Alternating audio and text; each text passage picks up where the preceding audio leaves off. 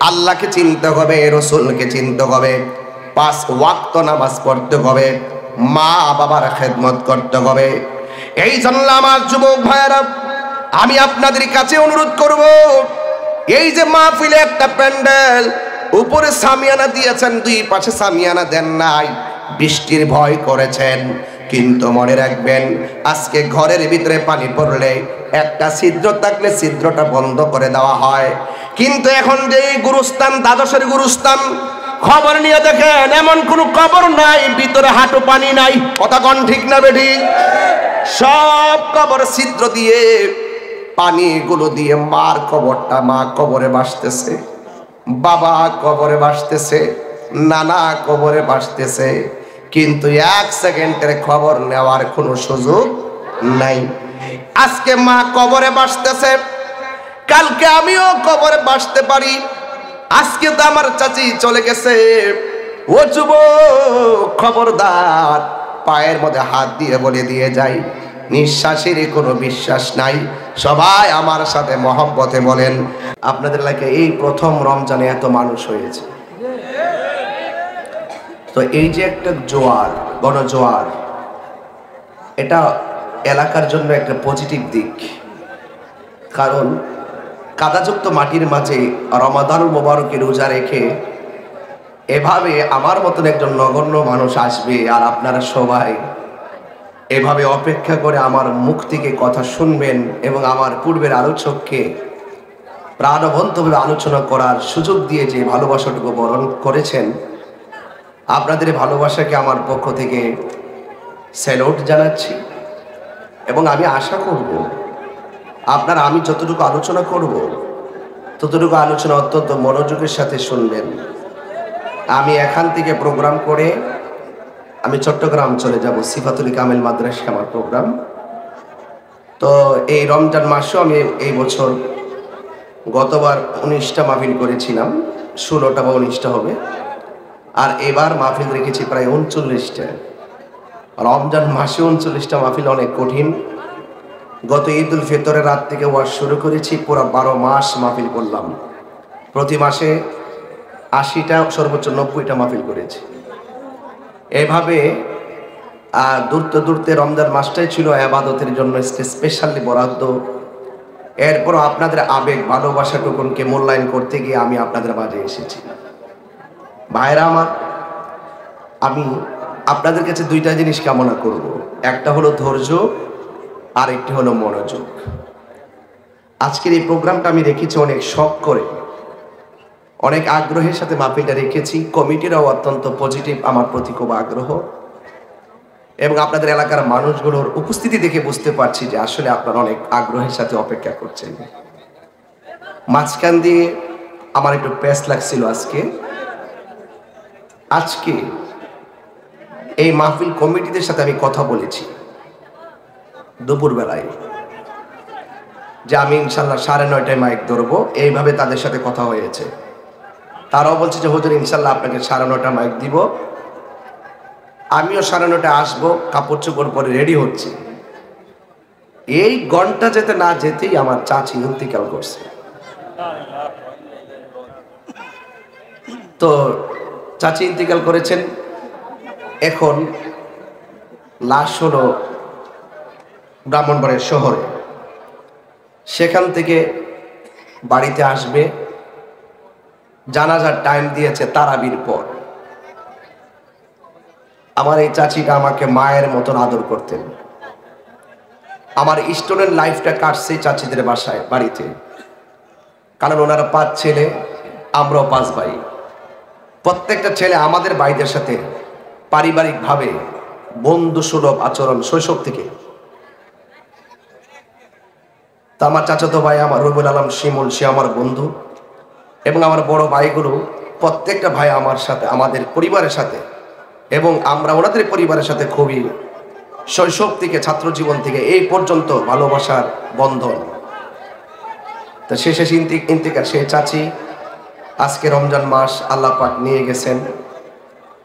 সকলে পড়ি ইন্না লিল্লাহি ওয়া ইন্না ইলাইহি রাজিউন। আমি কমিটিকে ফোন করেছিলাম যে ওই জানাজার নামাজ আমাকে থাকতেই হবে। কমিটির আমাকে বলছে, হুজুর আমাদের অবস্থা ভয়াবহ হয়ে যাবে, অনেক টাকা খরচ করে অসংখ্য লোকের ইফতার টিফতার খাওয়ায়া 5, 6, 7 লাখ টাকা খরচ আমরা করছি। এখন হুজুর আপনি দেখেন আমরা কি করতে পারি। তো কমিটিদের এই বিশাল আয়োজন, ওই দিকটা চাচির ইন্তেকাল, সব মিলিয়ে আমি চাচির বাসায় গেছি। বাসায় গিয়ে মিলাদ পড়ছি, দোয়া করছি। দোয়া করে চাচাতো ভাইদেরকে বলছি, ভাই আমি আমার একান্ত ইচ্ছা ছিল আমি চাচির জানাজার নামাজটায় অংশগ্রহণ করব, কিন্তু সেখানে হাজার হাজার লোক অপেক্ষা করবে আমার জন্য। আপনারা এই দিকটা চাচিকে দাফনের মাধ্যমে দোয়া করেন, আমি ওই দিকটা হাজার হাজার মানুষ নিয়ে চাচির জন্য দোয়া করব। তা আমরা সবাই একটু দোয়া করি, আল্লাহ পাক রব্বুল আলামিন যেন আমার চাচির কবরটাকে জান্নাতের বাগান বানায় দেবেন, আমিন। আমি দেখে এসেছি আমার চাচাতো ভাই জুয়েল ভুইয়া, তার চোখের পানি, মায়ের জন্য সন্তান কেমনে কাঁদে, একটা মা সংসার থেকে চলে গেলে তার চোখের পানি যে কত আমি দেখে এসেছি। আমার ভাই কমল ভাই, সাইদুল ভাই, আমার বন্ধু শিমুল, আমার আরেকটা চাচাতো ভাই সেলিম ভাই দুনিয়া থেকে বিদায় হয়ে গেছে। সবাই মিলে চাচির জন্য একটু দোয়া করি, আল্লাহ রাব্বুল আলামিন যেন আমার চাচির কবরটাকে জান্নাতুল ফেরদাউসের আলা মকান হিসেবে কবুল করে, বলুন আমিন। আর জবান খুলে কোন আমিন।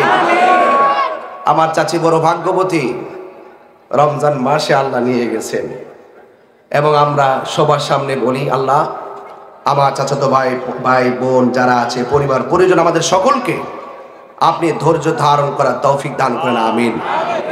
আমার চাচা ফিরোজ ভুইয়া, তিনিও অনেক আগে ইন্তেকাল করেছেন, আমার বাবাও চলে গেছেন। এই এলাকার ভিতরে অনেক গুরুস্থানের ভিতরে কবরবাসীরা কবরে আছে।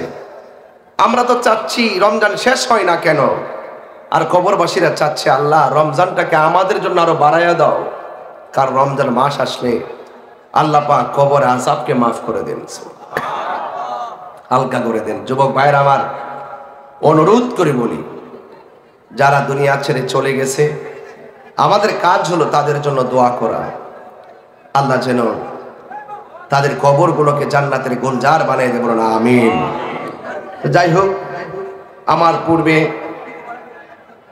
পূর্বে মিয়াজি সাহেব অনেক সুন্দর রমজানের উপরে, ফিতরার উপরে আলোচনা করেছেন। আজকে তো 19 রমজান গেল নাকি? এই 19 রমজান বেলায়েতের সম্রাট, আহলে বায়াতের অন্যতম সদস্য, রাসূল পাক সাল্লাল্লাহু আলাইহি সাল্লামের প্রিয় সাহাবী, পাকে বানজাতের সদস্য হযরতে মৌলা আলী রাদিয়াল্লাহু তাআলা আনহুকে এই 19 রমজান বিয়াদবরা তলোয়ার দিয়ে আঘাত করে।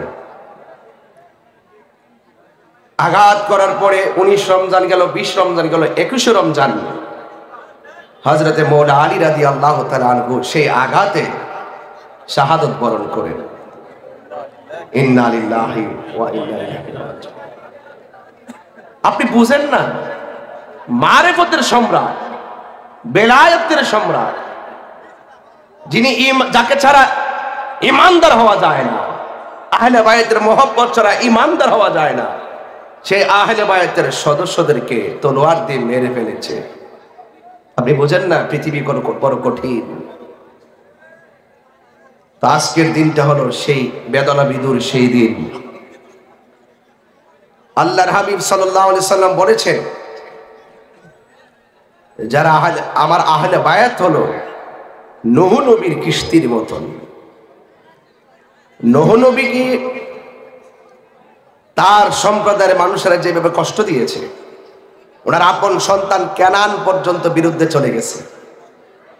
নূহ আলাইহিস সালাম আল্লাহর কাছে বদদুয়া করেছে, আল্লাহ এদেরকে ধ্বংস করে দাও, এত দাওয়াত করলাম কেউ আমার কথা মানে না। আল্লাহ বলছেন, নূহ নৌকা বানাও, নৌকার মধ্যে জোড়ায় জোড়ায় তুলো, পশু পাখি যা আছে সব জোড়ায় জোড়ায় তুলো, নারী পুরুষ মিলাইয়া তুলো। তিনি যাদেরকে নিয়ে যারা নৌকায় উঠেছিল তারা নাজাত পেয়ে গেছে, যারা উঠে নাই তারা ধ্বংস হয়ে গেছে। আমার রাসূল বলেন, আমার আহলে বায়াত হলো নূহ নবীর কিস্তির মতন। আহলে বায়তের মহব্বত যাদের অন্তরে রাখবে তারা নাজাত পেয়ে যাবে। যাদের অন্তরে আহলে বায়তের বিরুদ্ধে বিরুদ্ধাচরণ থাকবে তারা ধ্বংস হয়ে যাবে। এখানে আপনারা জবানটা খুলে বলুন, আমরা আহলে বায়তকে ভালোবাসতে চাই কি চাই না? আরো বড় করবেন, চাই কি চাই না? কারা কারা চান দুই হাত তুলে দেখান। নারে তাকবীর, নারে রিসালাত, আহলুস সুন্নাত ওয়াল জামাত। আল্লাহ আপনি আমাদের এই মহব্বতকে কবুল করেন। সবাই দুরূদ শরীফ পড়েন। বেশি লম্বা করব না, খুব চুলছেরা বিশ্লেষণ করে কিছু কথা বলবো। সবাই দুরূদ শরীফ পড়ে, কারণ মৌলা আলী রাদিয়াল্লাহু আনহু বেলায়েতের বাদশা এই আজকের এই দিনে যাকে আঘাত করেছে, আজকের প্রতিজ্ঞা থাকবে তার রক্তের বদলা নিব। কথা বলেন ঠিক না বেঠিক? কিভাবে নিব? সেই জাহেল সেই খারজিদের বিরুদ্ধে আমরা অবস্থান নিব। কথা বলেন ঠিক কিনা? ঠিক কিনা বলেন? সবাই দুরূদ শরীফ পড়েন আমার সাথে, মহব্বতের সাথে পড়ুন। আল্লাহুম্মা সাল্লি আলা মুহাম্মাদ, আল্লাহুম্মা সাল্লি আলা মুহাম্মাদ নাবিয়িনা মাওলানা নবী।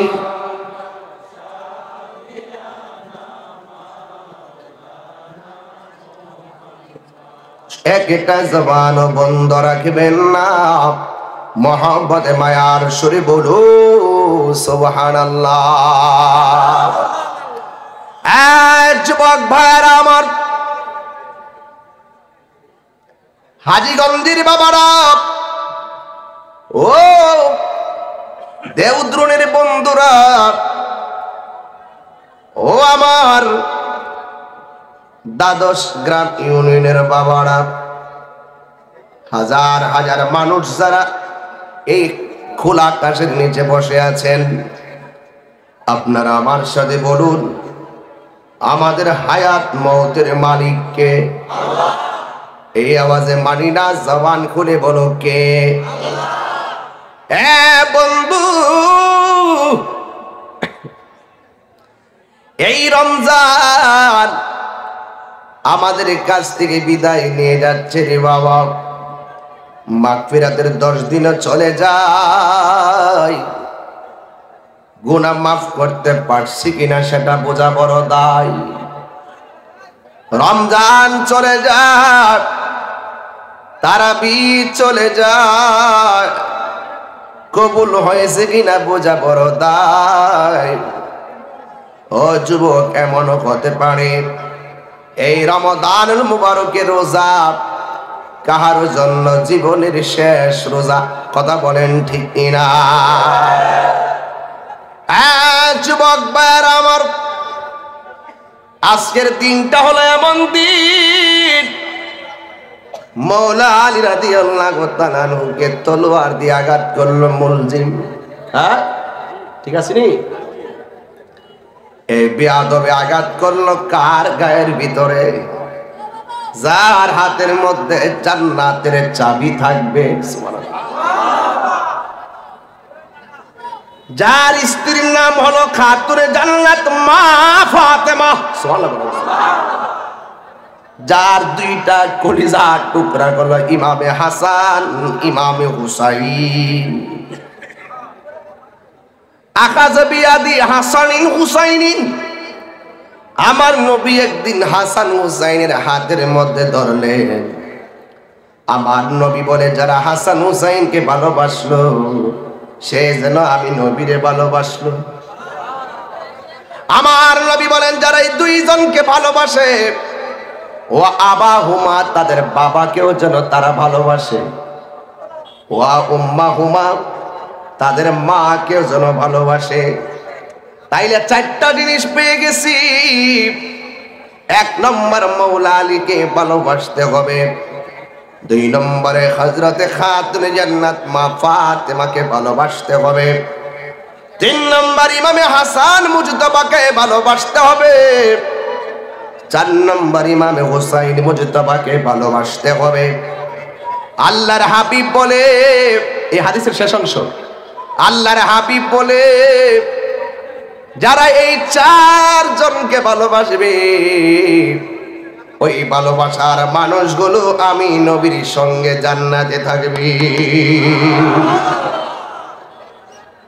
ওই জান্নাত আমরা চাই কি চাই না? তো জান্নাত চাইতে গেলে দুনিয়ায় থাইকাই জান্নাতের টিকিট নিতে হবে। কথা বলেন ঠিক কিনা? দুনিয়ার ভিতরে থাইকাই জান্নাতকে টিকিট নিতে হবে।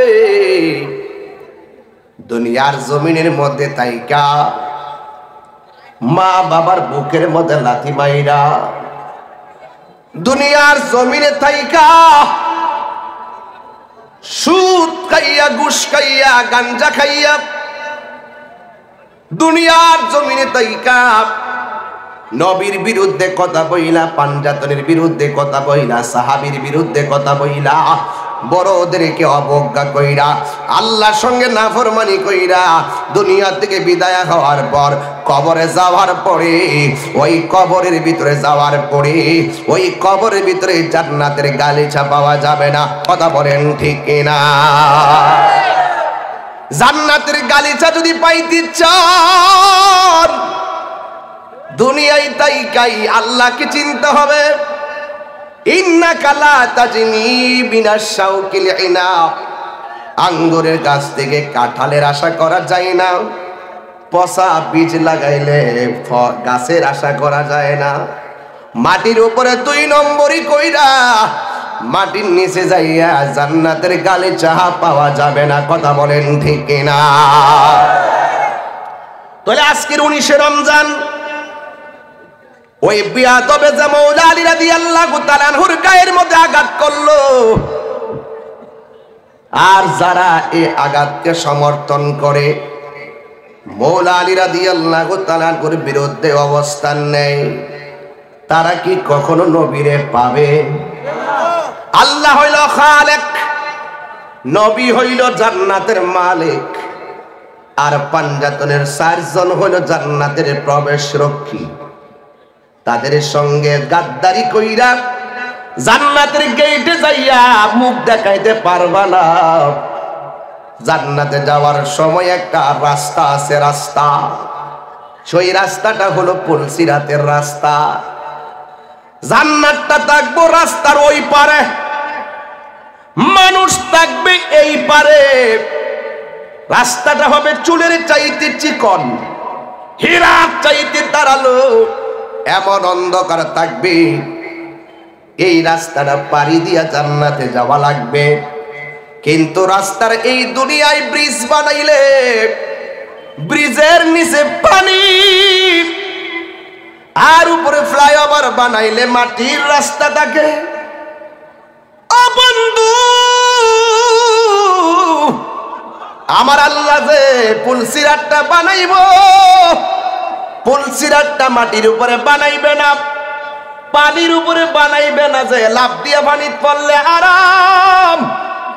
কিন্তু আমার নবী, আপনার নবী বলেন পুলসিরাতটা বানাইব আমার আল্লাহ জাহান্নামের উপরে। কিসের উপরে রে বাবা? জাহান্নাম। তো রাস্তাটা হবে চুলের চাইতে চিকন, হীরার চাইতে ধারালো, এমন অন্ধকার। এখন নবীরে দ্বাদশ থেকে জিজ্ঞাসা করি, নবী গো এত অন্ধকার রাস্তা দেখবো কেমনে? আমার নবী, আপনার নবী বলেন যারা আমি নবীর উপরে দরুদ শরীফ বেশি পড়বে, জোরে বলো সুবহানাল্লাহ, যারা আমি নবীর উপরে দরুদ শরীফ বেশি পড়বে, আল্লাহ রাব্বুল আলামিন ওই দরুদের বদৌলতে ওই অন্ধকার রাস্তা আলোকিত করে দিবি। তাইলে দরুদ পড়বেন মরার পরে না মরার আগে? এ সুদখোরের গোষ্ঠী, এ গাঞ্জিটার গোষ্ঠী, খবরদার কইরা যায় জবান নাপাক কইরা আল্লাহর জিকির করলে লাভ হবে না। হারাম খাইয়া কবরে গেলে আরাম পাওয়া যাবে না। হাত তুলে বলো ঠিক কিনা বলো। পরিষ্কার কথা, মরার পরে নামাজ পড়ার সুযোগ নাই, মরার পরে রোজা রাখার সুযোগ নাই, মরার পরে হজ করার সুযোগ নাই। যা করার আগেই করা লাগবে। বন্ধুরা রে আমার, ও আমার দেওদ্রণের বন্ধুরা, হাজীগঞ্জের বাবা, চাঁদপুরের বাবা, ফরিদগঞ্জ কেরুয়ার বাবা, যত জায়গা থেকে আপনারা এসেছেন, এখন জবান খুলে বলেন, এই জান্নাতে যাইতে গেলে পুলসিরাত আছে না নাই? আহা, ওই পুলসিরাতটা পার হইয়া ওই পাঞ্জাতনের 4 জন ওই জান্নাতের গেটে দাঁড়ায়া থাকবো। গাদ্দারি কইরা যদি পুলসিরাতে উঠো, কাইটটা জাহান্নামে পইরা যাইবা। আর পাঞ্জাতনের আশেক হইয়া যদি ময়দানে উঠো, আকাশের বিজলির মতো জান্নাতের টিকিট লইয়া জান্নাতের ভিতরে চলে যাবে। এই জন্য রাস্তা দুইটা। রাস্তা কয়টা? মা আতাকুমুর রাসূল ফাখুযুহু ওয়া মা নাহাকুম আনহু ফান্তাহু। রাস্তা হলো দুইটা, একটা হলো নেগেটিভ আর একটা হলো পজিটিভ। যেমন আজকে আপনারা পজিটিভটা গ্রহণ করেছেন, এখানে কোনো ধরনের বেহায়াপনার আয়োজন করেন নাই, এখানে কোনো হোলি খেলার আয়োজন করেন নাই, নাচানাচির আয়োজন করেন নাই। তরুণ তরুণী রং মাখামাখি খেলা খেলবে, এটা বাংলার মুসলমান মানতে পারে না। কথা বলেন ঠিক কিনা? শিক্ষকের হাতে থাকবে সভ্যতার কালি, আরেক হাতে থাকবে সভ্যতা নামের কাগজ। মেধা দিয়ে সেই কাগজে সভ্য ইতিহাস রচনা করবে। ছাত্র ছাত্রীর সামনে বসাইয়া ম্যাডাম আর শিক্ষকরা যখন ডান্স দেয়, আর শিক্ষক ছাত্রের তালে তালে যখন ছাত্র যখন ডান্স দেয়, বুঝতে হবে এই শিশুদের জীবন অন্ধকার, এই ছাত্র ছাত্রীদের জীবন অন্ধকার। কথা বলেন ঠিক কিনা? এটা মানি না। আমার সন্তানকে দিয়েছি মানুষ বানানোর জন্য। কথা বলেন ঠিক না ঠিক? খেলার সময় খেলা করবে, পড়ার সময় পড়াশোনা করবে, কিন্তু সন্তানকে যেই টেবিলে বসে সন্তান লেখালেখি করবে, পড়ার টেবিলে মন দিবে, ওই জায়গায় যখন নর্তকী আর ডান্সের আড্ডা হয়ে যায়, তার মানে বুঝতে হবে আধুনিকতার নামে এক বেহায়াপনার টিচিং খোলা হয়েছে। কথা বলেন ঠিক কিনা? রমজান মাসেও সেই বেহায়াপনা থেকে তথাকথিতরা বাঁচতে পারে নাই। কথা বলেন ঠিক না বেঠে? লজ্জা থাকার দরকার, লজ্জা থাকার দরকার। আজকে শিক্ষাঙ্গনে শিক্ষা ধস নেমেছে, শিক্ষা ধস নেমেছে।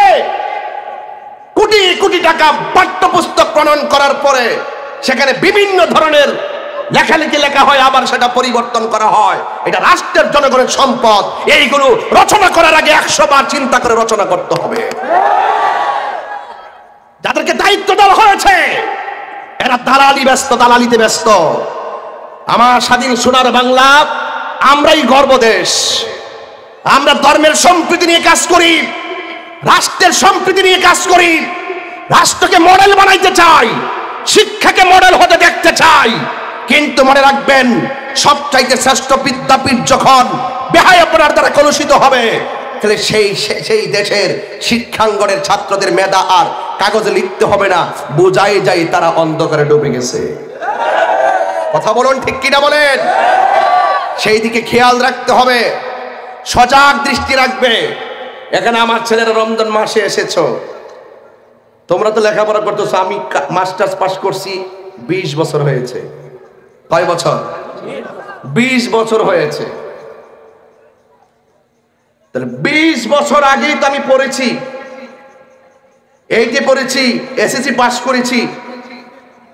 আমিও বীজগণিত পড়েছি, আমিও পাটিগণিত করেছি, আমিও জ্যামিতি পড়েছি, পৌরনীতি পড়েছি, অর্থনীতি পড়েছি, কিন্তু এই প্রজন্মের যে লেখাপড়া, আমাদের লেখাপড়া, যেগুলো পাস করে জিজ্ঞেস করলে এবির সূত্র বলতে পারে না। কারণটা কি? এই মোবাইল তাদেরকে গজব করে ফেলেছে। এখানে পারিবারিক কোনো চাপ নাই, শিক্ষকদের কোনো চাপ নাই। আগে ব্যাট দিয়ে পিটাইছে ছাত্র ভালো ছিল, যেদিন থেকে ব্যাট উঠে গেছে সেদিন থেকে বুঝতে পেরেছি শিক্ষা মরে গেছে। শুধুমাত্র আদর দিয়ে এরা গড় চলে না, শুধুমাত্র আদর দিয়ে সন্তান মানুষ করা যায় না, শাসন থাকতে হয়। কথা বলেন ঠিক না বেটি? হোলি খেলা, নাচানাচি করো, গার্লফ্রেন্ড আর বয়ফ্রেন্ড নাম দিয়ে নাচানাচি করো, এই নাচানাচি চলবে না। কথা বলে ঠিক কিনা? আমার ওয়াজ দিয়ে আমি পরিবর্তন করতে পারবো না। আপনার সন্তান আপনাকে চেক দিতে হবে, সে কয়টা পর্যন্ত মোবাইলটা চালায়, কার সাথে কথা বলে, তার ফ্রেন্ড, তার মেসেঞ্জারে কে কে আছে, তার হোয়াটসঅ্যাপে কে কে আছে, এগুলো সব শনাক্ত করতে হবে। কারণ ভাই, আমি আপনাকে ইমোশন আর ওই আনন্দ দেওয়ার জন্য বলছি না।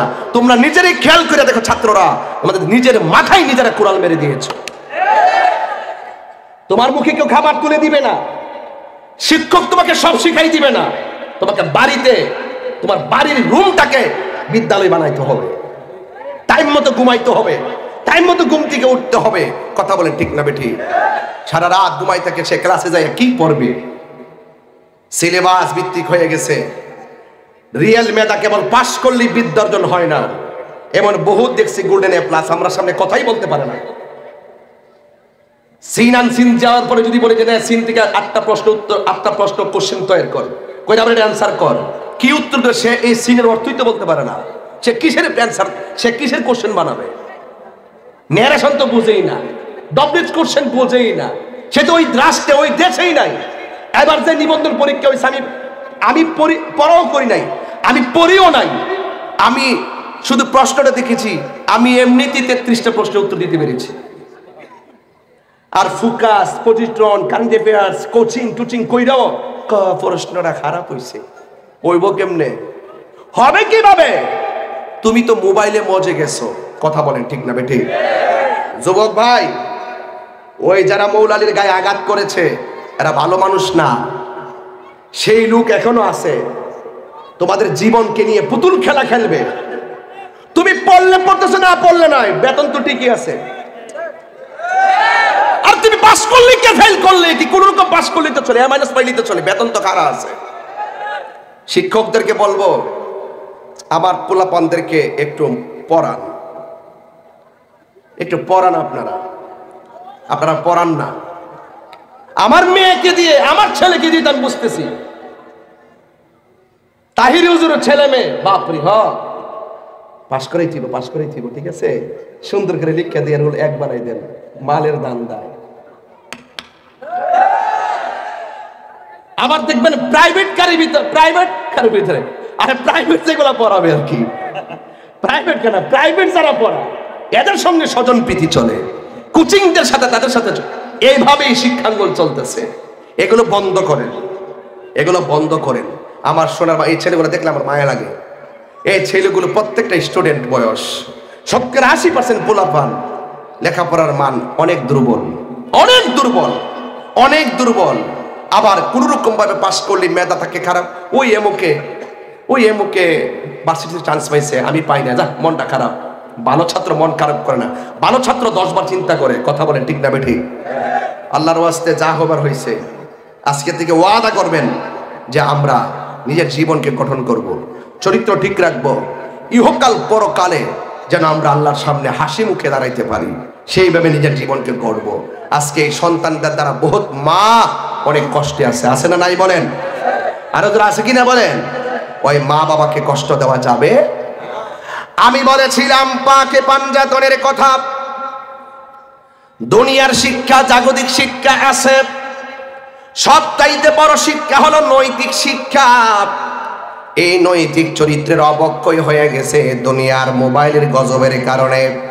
এই জন্য যুবক পড়া টেবিলে মন দিতে হবে। পড়ার টেবিলে মন দিয়ে শুধুমাত্র জাগতিক চাকরি বাকরি নয়, নৈতিক শিক্ষা অর্জন করা লাগবে।